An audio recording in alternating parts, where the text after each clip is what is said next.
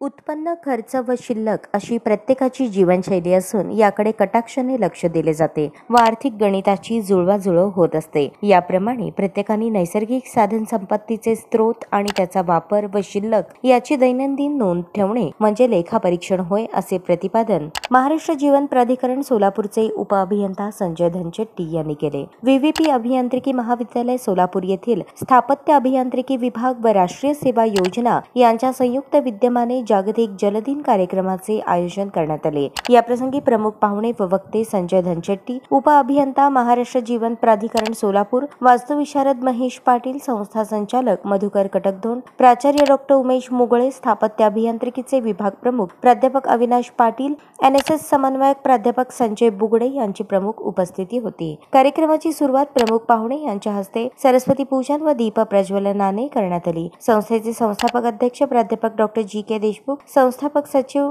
अमोल चव्हाण यांनी कार्यक्रमास शुभेच्छा दिल्या। कार्यक्रमाचे सूत्रसंचालन प्राध्यापक संजय बुगडे यांनी केले, तर उपस्थितांचे आभार प्राध्यापक अविनाश पाटील यांनी मानले।